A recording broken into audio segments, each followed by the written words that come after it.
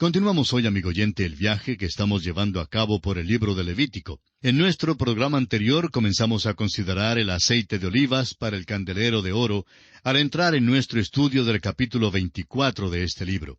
Y decíamos que el pueblo de Israel tenía que suplir el aceite de olivas, y siendo que eran varias las lámparas que ardían continuamente de día y de noche, esto no era cosa pequeña. Pero esto daba a cada israelita, tanto como a los de la tribu de Leví, un interés personal en el servicio del tabernáculo. Ahora, el aceite de olivas tenía que ser puro, libre de hojas y de cualquier impureza. Las olivas no debían ser pisadas, sino machacadas, para producir el aceite de la mejor calidad.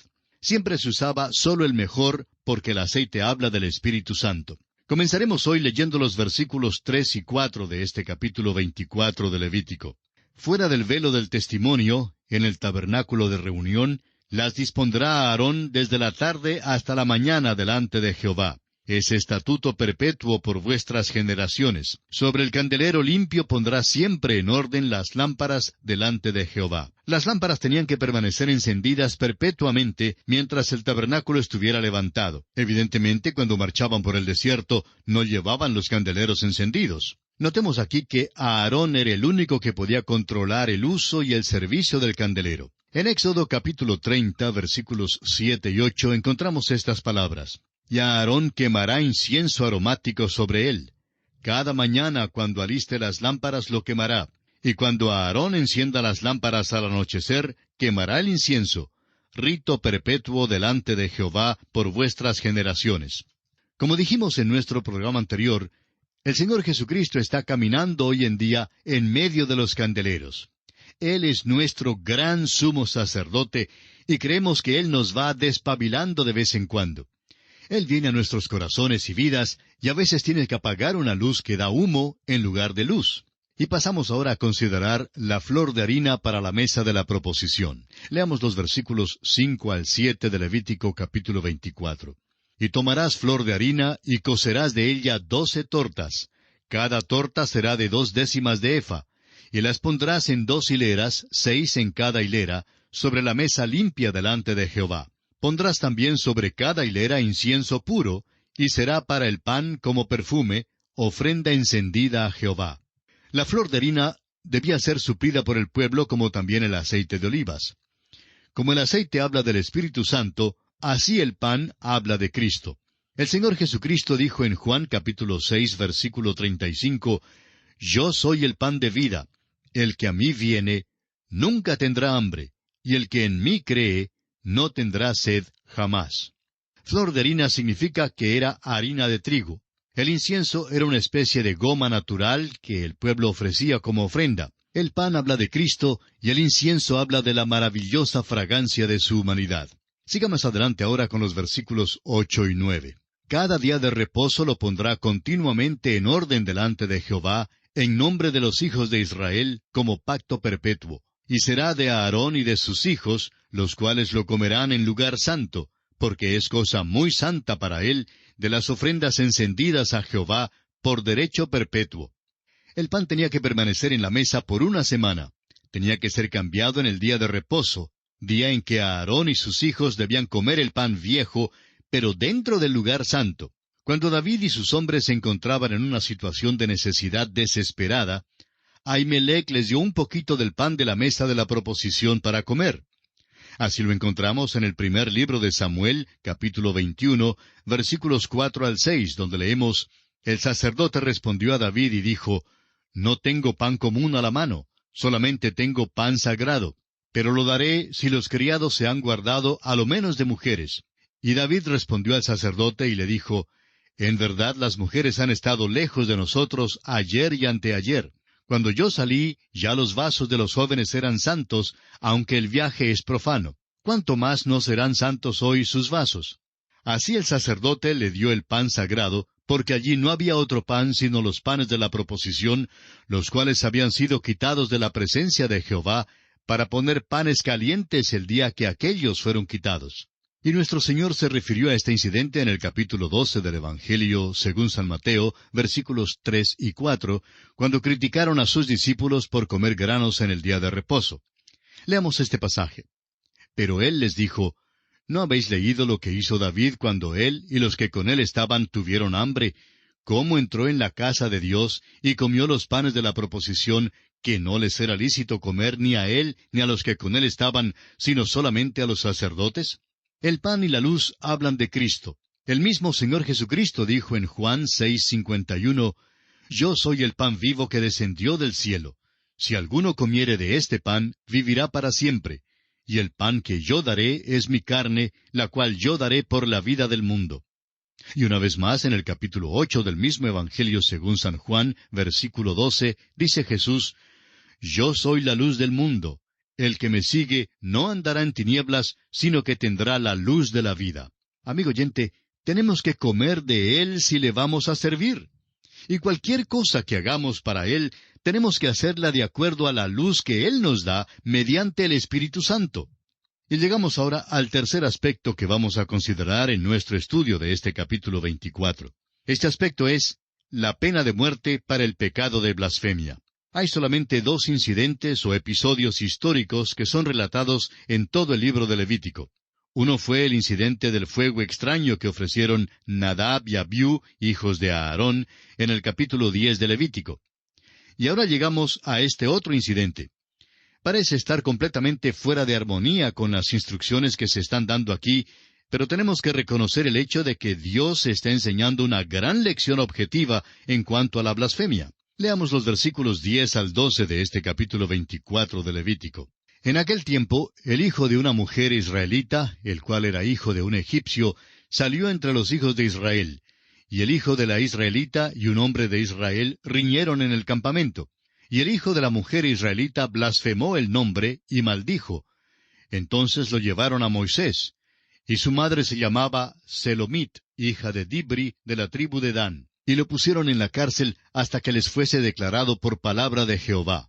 Este muchacho que blasfemó era lo que hoy en día llamaríamos un mestizo, pues su madre era de la tribu de Dan, mientras que su padre era egipcio. Había gente extranjera que salió de Egipto junto con los israelitas, como lo indica el capítulo 12 de Éxodo, versículo 38. Y vamos a ver que esta gente era la que alborotaba el campamento y murmuraba y causaba contienda. En el capítulo 11 del libro de Números, versículo 4, leemos, Y la gente extranjera que se mezcló con ellos tuvo un vivo deseo, y los hijos de Israel también volvieron a llorar y dijeron, ¿quién nos diera a comer carne? Podemos ver por qué esta gente era la que causaba problemas. Cuando llegó el día en que los israelitas tenían que salir de Egipto para ir a la tierra prometida, probablemente el padre egipcio se quedaría en Egipto, mientras que la madre israelita tenía que salir. Allí mismo, pues, surgía una separación. Esta es una de las razones por las cuales Dios le dijo a su pueblo en aquel entonces, y le dice hoy en día, que no debe haber matrimonio entre el creyente y el incrédulo. Ahora, esto no tiene nada que ver con la raza. Es malo que un creyente se case con un incrédulo, no importa cuál sea el color de su piel. Puede que sean del mismo color, pero aún así es malo que el creyente se case con un incrédulo. Amigo oyente, no soy yo quien digo esto. Es Dios quien lo dice. Yo, por mi parte, nunca hubiera sabido que es malo si Dios no lo hubiera dicho. Pues bien, vemos aquí que desde el comienzo el hijo mestizo tiene problema. Tiene que hacer una decisión en cuanto a si debe seguir el camino del padre o el camino de la madre. El problema es que la decisión realmente nunca se hace en forma cabal. Seguro que hizo una decisión, pero luego en su mente surgió siempre la pregunta, ¿no habrá sido mejor haberme quedado con papá? Y así esta gente extranjera siempre tenía este interrogante por delante. En primer lugar, era una decisión muy difícil salir de Egipto. Y luego sus pensamientos constantemente se volvían a Egipto, y entonces, cuando tenían que hacer algún trabajo difícil, ellos eran los primeros en quejarse. En nuestros días, también, amigo oyente, tenemos este mismo tipo de personas en la iglesia. Hay el incrédulo en la iglesia que quiere meter un pie en la iglesia y el otro en el mundo. Y estos son los que forman los alborotos. Nos preguntamos con frecuencia si una persona alborotadora es realmente salva. No podemos entender cómo una persona realmente salvada puede tratar de obstruir la proclamación de la palabra de Dios. Bien, volviendo ahora al pasaje que estamos estudiando, creemos que este muchacho debió haberse metido en una riña. Ahora es fácil comprender cómo pudo haber sucedido esto. En realidad no pertenecía a la tribu de Dan, sino que era un familiar que tenía acceso al campamento de Israel. Aparentemente, después de haberse metido en una riña, blasfemó el nombre de Dios. Maldijo el nombre del Señor, aquel nombre que era sagrado en Israel. Y todavía hoy en día hay una pregunta en cuanto a cómo se debe pronunciar el nombre del Señor. ¿Es Jehová o Yahvé? El nombre era tan santo para los israelitas que ellos ni aún lo pronunciaban. Pero este blasfemo sí se atrevió a pronunciarlo. Y creemos que la lección es obvia para quienes acostumbran a usar el nombre de Dios y de Jesucristo como un simple expletivo en su conversación. Leamos ahora los versículos 13 al 16 de este capítulo 24 de Levítico. Y Jehová habló a Moisés diciendo, «Saca al blasfemo fuera del campamento, y todos los que le oyeron pongan sus manos sobre la cabeza de él, y apedréelo toda la congregación. Y a los hijos de Israel hablarás diciendo, cualquiera que maldijere a su Dios, llevará su iniquidad. Y el que blasfemare el nombre de Jehová ha de ser muerto. Toda la congregación lo apedreará. Así el extranjero como el natural, si blasfemare el nombre, que muera». Dios entregó su fallo condenatorio y la pena era muerte por lapidación. Debemos juzgar la gravedad del crimen según la pena que Dios infligió. Todos los que habían oído blasfemar al muchacho tenían que ponerle sus manos sobre la cabeza de este muchacho, denotando así que la culpa estaba solamente en el muchacho. Ahora, la pena de muerte era requerida por blasfemar contra Dios, y estaba establecido que la pena tenía que ser pagada tanto por el israelita como por cualquier extranjero que habitase en la tierra con ellos y que blasfemare el nombre de Dios. Leamos ahora los versículos 17 al 22 de Levítico, capítulo 24. Asimismo, el hombre que hiere de muerte a cualquiera persona, que sufra la muerte. El que hiere a algún animal, ha de restituirlo, animal por animal.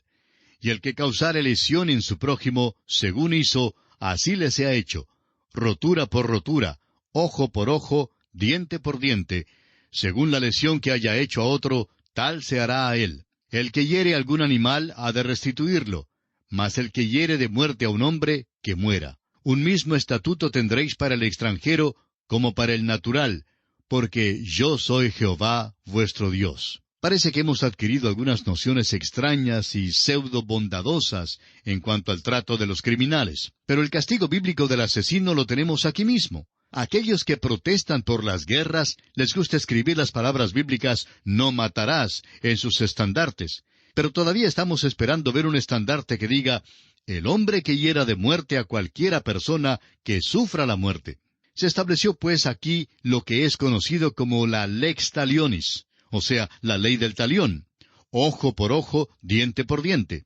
Esta era la pena que literalmente se imponía. Una misma ley se aplicaba tanto al israelita como al extranjero. Y leamos ahora el último versículo de este capítulo 24. Y habló Moisés a los hijos de Israel, y ellos sacaron del campamento al blasfemo y lo apedrearon. Y los hijos de Israel hicieron según Jehová había mandado a Moisés. Tenemos aquí una gran lección moral. El nombre de nuestro Dios es sagrado y debe ser protegido. La blasfemia es un crimen del más intenso matiz. La vida humana, por su parte, también es sagrada y tiene que ser protegida. Dios provee igualmente la protección de las propiedades personales. Dios, amigo oyente, es justo en todos sus tratos. Nosotros también somos culpables delante de Dios, pero Cristo ha llevado sobre sí mismo nuestra sentencia de muerte. Ezequiel capítulo 18, versículo 4 dice, «El alma que pecare, esa morirá». Pero el profeta Isaías nos dice en el capítulo 53 de su profecía, versículos 4 al 6, «Ciertamente llevó él nuestras enfermedades y sufrió nuestros dolores, y nosotros le tuvimos por azotado, por herido de Dios y abatido. Mas él herido fue por nuestras rebeliones, molido por nuestros pecados.